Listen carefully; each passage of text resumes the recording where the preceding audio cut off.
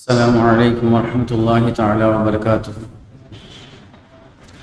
الحمد لله رب العالمين والعاقبة للمتقين والصلاة والسلام على سيدنا محمد وآله وصحبه أجمعين أما بعد فقد قال الله تعالى في القرآن العظيم والفرقان المجيد فأعوذ بالله من الشيطان الرجيم بسم الله الرحمن الرحيم وإنك لعلى خلق عظيم وقال أيضا قالوا سبحانك لا علم لنا إلا ما علمتنا إنك أنت العليم الحكيم صدق الله مولانا العظيم.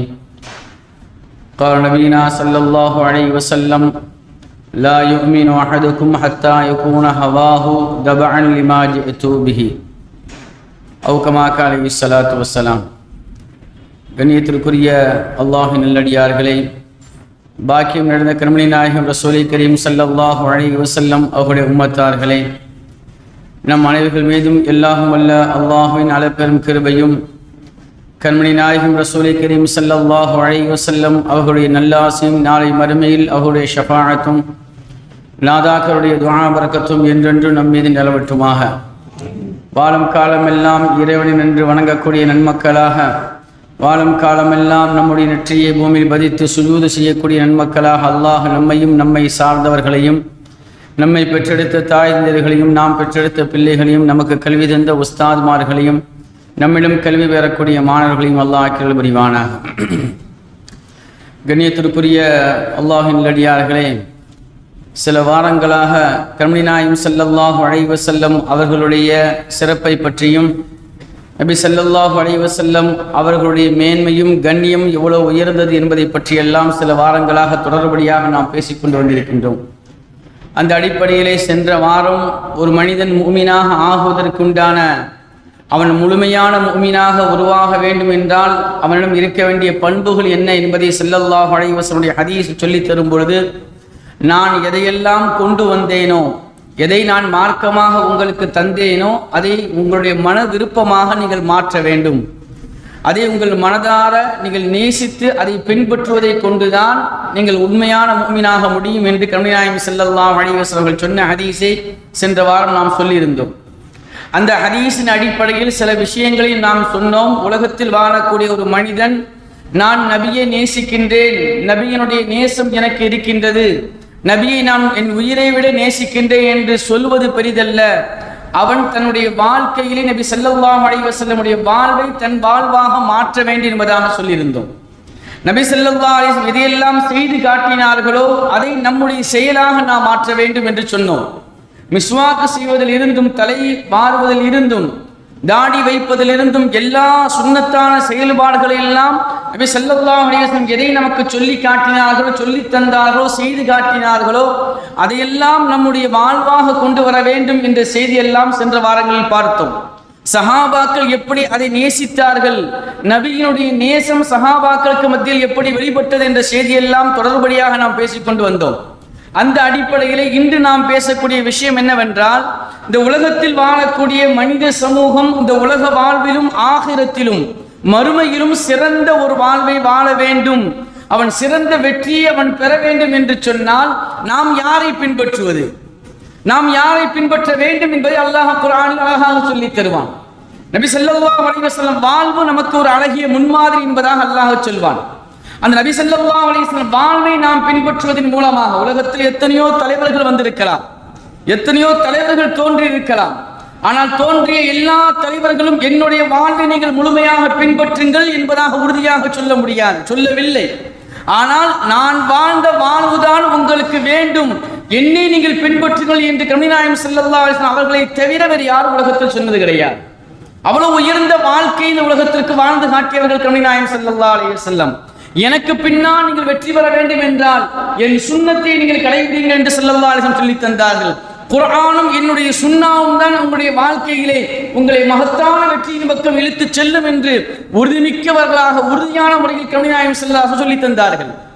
அந்த அடிப்படையிலே நபி ஸல்லல்லாஹு அலைஹி வஸல்லம் வாழ்வை கொண்டு மாத்திரம்தான் உலக காரியங்களிலும் சரி ஆகிரத்திலும் மனிதன் வெற்றி பெற முடியும் என்பதை குர்ஆன் சொல்லும். அல்லாஹ் குர்ஆனில் சொல்லும், லகத் கான லக்கும் ஃபீ ரசூலில்லாஹி உஸ்வத்துன் ஹஸனா, நபி ஸல்லல்லாஹு அலைஹி வஸல்லம் வாழ்வு என்பது ஒரு அழகிய முன்மாதிரி. எந்த கோணத்தில் பார்த்தாலும் சரி, ஒரு தகப்பனாக ஒரு பெற்றோராக இருந்து பார்த்தாலும், அல்லது நாம் நம்முடைய பெற்றோருக்கு பிள்ளையாக இருந்த விஷயத்தில் நாம் பார்த்தாலும், அல்லது ஒரு கணவனாக இருந்து பார்த்தாலும், அல்லது ஒரு வியாபாரியாக இருந்து பார்த்தாலும், எந்த கோணத்திலே நபி ஸல்லல்லாஹு அலைஹி வஸல்லம் வாழ்வை நாம் உற்று நோக்கினாலும் ஒரு அழகிய முன்மாதிரி இருக்கிறது என்பதாக அல்லாஹ் குர்ஆனில் சொல்வான். நபி ஸல்லல்லாஹு அலைஹி வஸல்லம் வாழ்வு என்பது இந்த உலகத்தில் உண்டான எல்லோருக்கும் ஒரு அழகிய முன்மாதிரி. அப்ப நபியினுடைய வாழ்வு நம் வாழ்வாக மாறிவிட்டது என்று சொன்னால் உலகத்திலும் ஆகிரத்திலும் நான் வெற்றி அடைவோம் என்பதைதான் கண்மணி நாயகம் ஸல்லல்லாஹு அலைஹி வஸல்லம் சொன்னார்கள். ஒரு மனிதன் சொர்க்கம் செல்ல வேண்டும் என்று சொன்னால் ஈமான் முக்கியம். அந்த ஈமான் முழுமையாக வேண்டும் என்று சொன்னால் நான் எதை கொண்டு வந்தேனோ, நான் எதை உங்களுக்கு சொல்லி தந்தேனோ, எதை நான் செய்து காட்டினேனோ அதை உங்களுடைய மன விருப்பமாக நீங்கள் மாற்ற வேண்டும். லிமாஜிது பிஹி, நான் எதை கொண்டு வந்தேனோ அதை உங்கள் வாழ்வாக நீங்கள் ஆக்க வேண்டும். ஆக்கினால் மாத்திரம்தான் நீங்கள் உண்மையான முஃமினாக மாற முடியும் என்று கண்மணி நாயகம் ஸல்லல்லாஹு அலைஹி வஸல்லம் சொன்னார்கள். அந்த அடிப்படையிலே நபி ஸல்லல்லாஹு அலைஹி வஸல்லம் வாழ்வு எந்த அளவிற்கு நமக்கு முன்மாதிரியாக இருந்தது என்று பல கோணத்தில் நாம் பார்த்தாலும் கூட பின்பற்றுவதற்கு உலகத்தில் தகுதியான ஒருவர் என்று சொன்னால் அது கண்மணி நாயகம் ஸல்லல்லாஹு அலைஹி வஸல்லம் மாத்திரம்தான். ஒரு அரசியல் தலைவராக பார்த்தாலும் சரி, ஒரு தொண்டனாக பார்த்தாலும் சரி, ஒரு கணவனாக பார்த்தாலும் சரி, எந்த கோணத்தில் பார்த்தாலும் நபியினுடைய வாழ்க்கையை உலகத்தில் உண்டான எல்லோருக்கும் அழகிய முன்மாதிரி என்பதை குர்ஆன் நமக்கு சொல்லித்தரும். ஸல்லல்லாஹு அலைஹி வஸல்லம் வாழ்க்கையை நம்ம கொஞ்சம் சிந்தித்து பார்த்தோம் என்றால் நபி ஸல்லல்லாஹு இப்படியெல்லாம் வாழ்ந்திருப்பார்களோ என்று ஆச்சரியப்படக்கூடிய அளவுக்கு உண்டான வாழ்வை வாழ்ந்து காட்டினார்கள். ஒரு மகனாக ஒரு பிள்ளையாக தன் பெற்றோர்களும் எப்படி நடக்க வேண்டும் அதை ஸல்லல்லாஹு அலைஹி வஸல்லம் வாழ்ந்து காட்டினார்கள். ஹஜ்ரத் அனஸ் இப்னு மாலிக் ரலியல்லாஹு அன்ஹு சொல்வார்கள், நபி ஸல்லல்லாஹு அலைஹி வஸல்லம் அவர்கள் தன் பெற்றோர்களோடு எப்படி இருந்தார்கள் என்று சொன்னால் நபி ஸல்லல்லாஹு பிறப்பதற்கு முன்பாக தந்தையை இழந்தார்கள், 6 வயதில் தாயை இழந்தார்கள். அதற்கு பின்பாக அபூ தாலிபுடைய பராமரிப்பிலே வளர்ந்தார்கள்.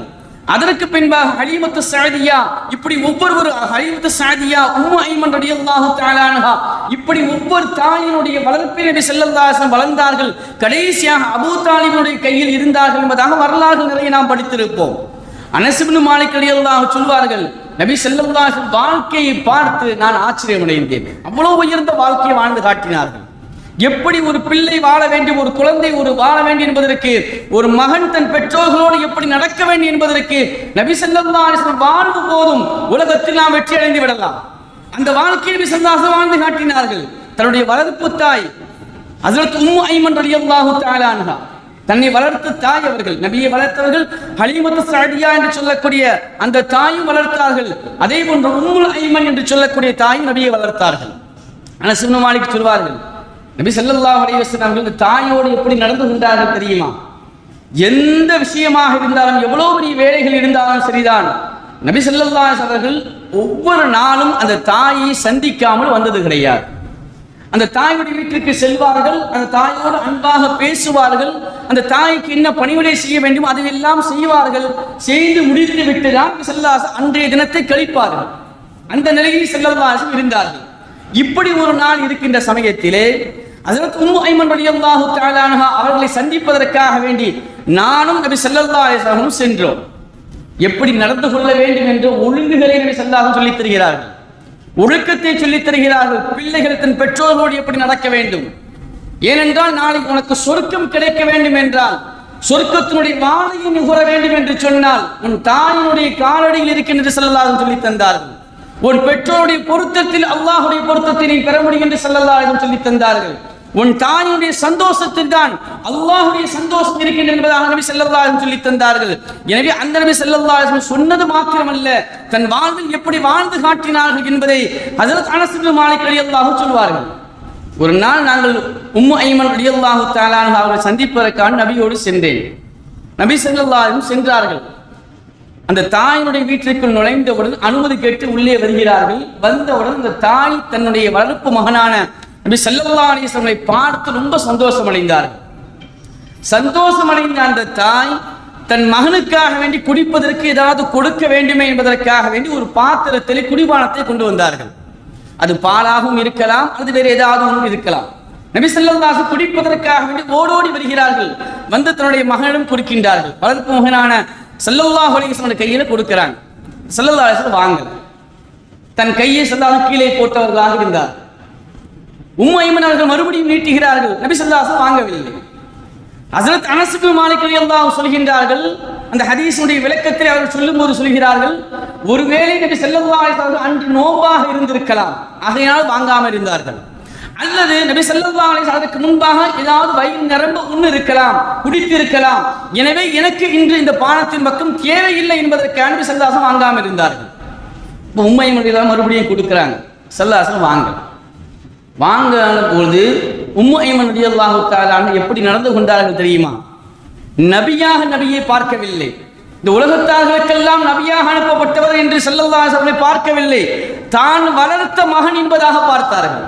தன்னுடைய வளர்ப்பு மகன் தான் பெற்றால் மாத்திரமல்ல, தான் வளர்த்தாலும் எனது மகன் தான் என்ற அந்த நோக்கத்தோடு ஹஸரத் உம்மு ஐமன் ரலியல்லாஹு தஆலா அன்ஹா அவர்கள் நபியை கடுமையான முறையில் அவர்கள் பேச ஆரம்பித்தார்கள்.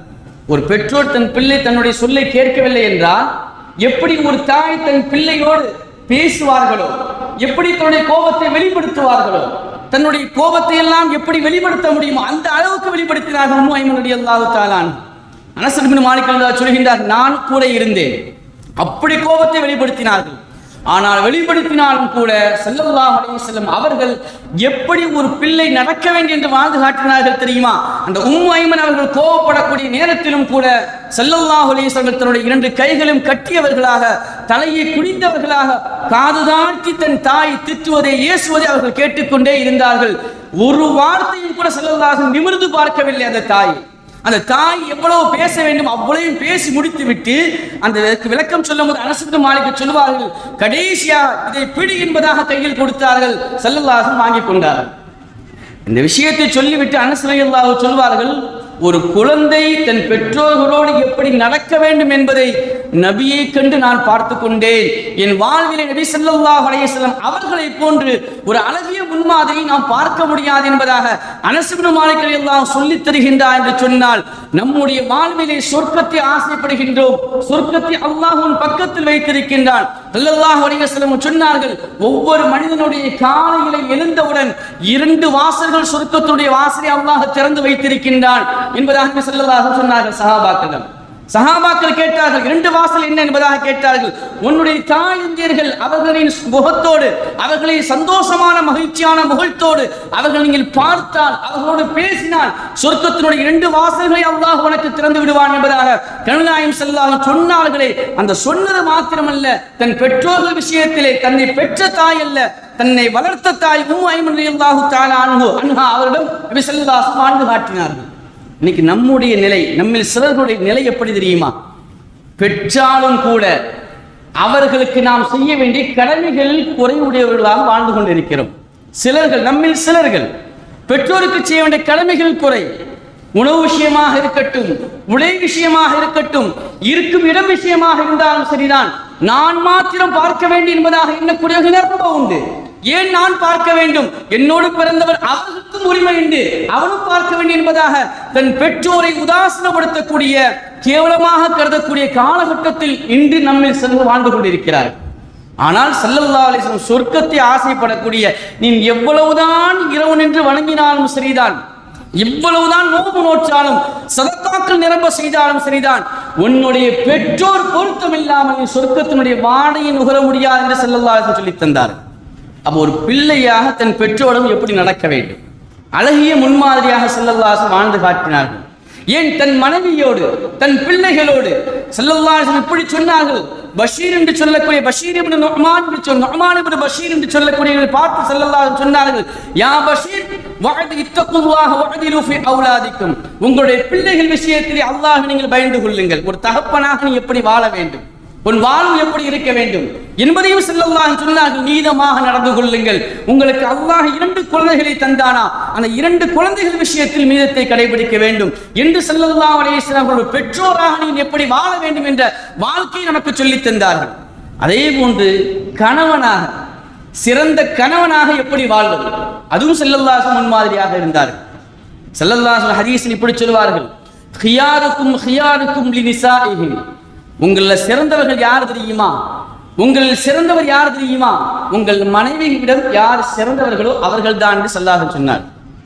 உங்கள் மனைவிமார்களும் சிறந்தவர்கள் தான், உங்களில் சிறந்தவர்.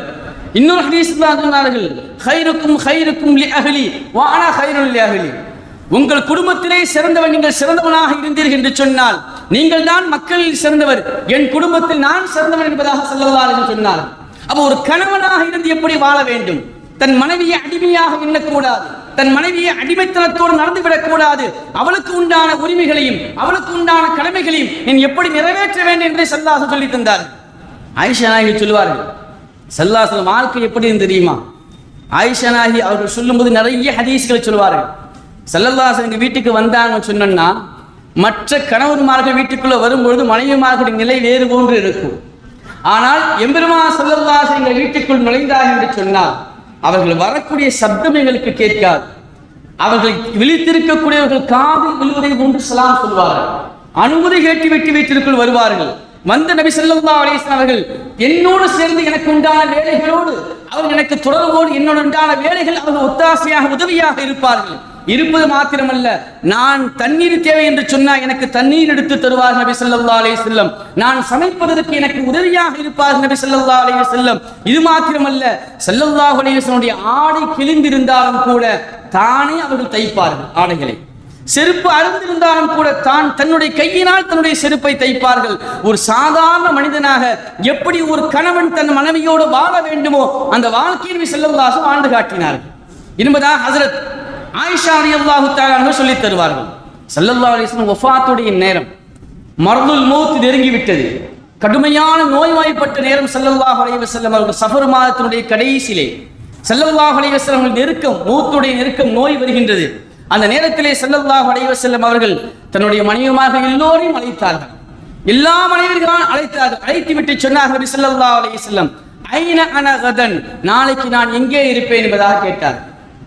ஸல்லல்லாஹு இருந்த வீடு மைமூனா ரலியல்லாஹு தஆலா அன்ஹா, உம்மஹாத்துல் முஃமினீன் மைமூனா ரலியல்லாஹு வீட்டில் இருக்கக்கூடிய நேரம். அந்த நேரம் கடுமையான தலைவலி, காய்ச்சல் அதிகமாகி விட்டது நபி ஸல்லல்லாஹு அலைஹி வஸல்லம் அவர்களுக்கு. அந்த நேரத்தில் நபி ஸல்லல்லாஹு நினைத்திருந்தால் எங்கும் இருக்கலாம், எந்த இடத்திலும் தங்கலாம். இருந்தாலும் கூட ஸல்லல்லாஹு அலைஹி வஸல்லம் கேட்ட வார்த்தை என்ன தெரியுமா?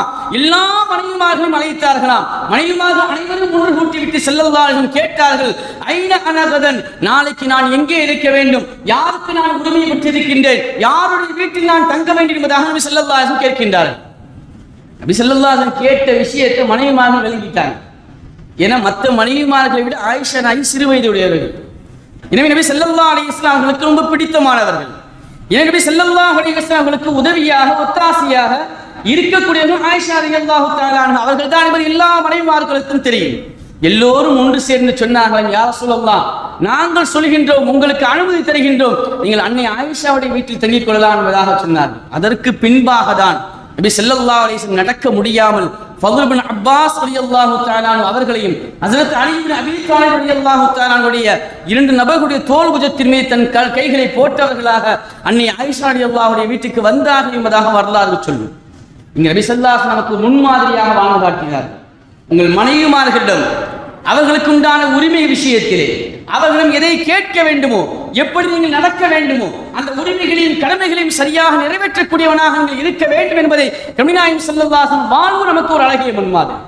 மனைவிமார்கள் விஷயத்தில் எப்படி நடந்தார்கள் என்பதை நிறைய விஷயங்கள் நாம் சொல்லலாம்.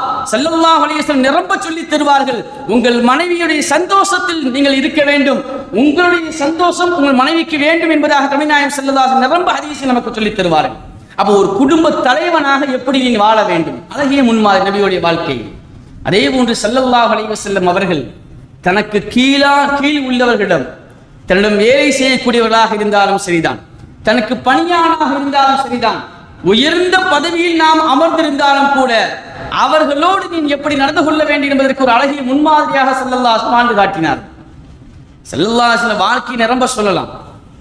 மிக்தாத் ரலியல்லாஹு தஆலா அவங்க சொல்லுவாங்க, கடுமையான பசி, உண்ணுவதற்கு உணவு இல்லை, குடிப்பதற்கு பானம் இல்லாத ஒரு நேரம், கடுமையான பசியோடு எங்காவது உணவு கிடைத்து விடாதா, குடிப்பதற்கு ஏதாவது பால் கிடைத்து விடாதா என்பதாக நானும் எனது 2 தோழர்களும் சேர்ந்து கொண்டு மதீனாவெல்லாம் சுற்றி வந்தோம். மதீனாவில் சஹாபிகளை பார்த்தோம், எங்கள் நிலையை சொன்னோம். ஆனால் சஹாபிகளுடைய நிலையும் அப்படித்தான் இருந்தது. யாரும் எங்களை கண்டு கொள்ளவில்லை. அவர்களுடைய நிலை அப்படி. நேரடியாக ஸல்லல்லாஹு அலைஹி வஸல்லம் சந்திப்பதற்காக நாங்கள் வந்தோம். மிகப்பெரிய ஒரு நிகழ்ச்சி, பெரிய ஒரு சம்பவம். சுருக்கமாக சொல்கிறேன். நபி ஸல்லல்லாஹு அலைஹி வஸல்லம் சந்திக்க வந்தோம். நபி ஸல்லல்லாஹு அலைஹி வஸல்லம் நிலையை சொன்னோம், யா ரசூலல்லாஹ் கடுமையான பசியினால் எங்கள் காதுகள் எல்லாம் அடைத்து விட்டது, பார்வையும் கூட எங்களுக்கு குறைந்து விட்டது, பார்க்கும் தன்மை குறைந்து விட்டது யா ரசூலல்லாஹ், கடுமையான பசி என்பதாக சொன்னோம். ஸல்லல்லாஹு அலைஹி வஸல்லம் வீட்டில் ஆடுகள் இருந்தது. ஸல்லல்லாஹு அலைஹி வஸல்லம் பால் கறக்க சொன்னார்கள், பால் கறந்தோம். நீங்கள் குடியுங்கள் என்பதாக சொன்னார்கள், நாங்கள் குடித்தோம். ஒரு நாள் அல்ல, சில நாட்கள் அங்கேயே தங்கிவிட்டோம். நபியோடு நாங்கள் அமர்ந்து தங்க ஆரம்பித்தோம். அங்கு ஆடுகள் பால் கறப்போம், கறந்து அந்த பாலை 4ஆக பங்கு வைத்து, ஒரு பங்கை நான் உண்ணுவேன், 2 பங்கை என்னுடைய 2 நண்பர்களுக்கு கொடுத்து விடுவேன், ஒரே ஒரு பங்கு நபி ஸல்லல்லாஹு அலைஹி அவர்களுக்கு எடுத்து வைத்து விடுவேன். மிக்தாத் ரலியல்லாஹு சொல்லக்கூடிய செய்தி. இப்படி எடுத்து வைக்கும் பொழுது ஒரு நாள் ஸல்லல்லாஹு அலைஹி வஸல்லம் அவர்கள் அன்சாரி தோழர்களை பார்ப்பதற்காக சென்று விட்டார்கள்.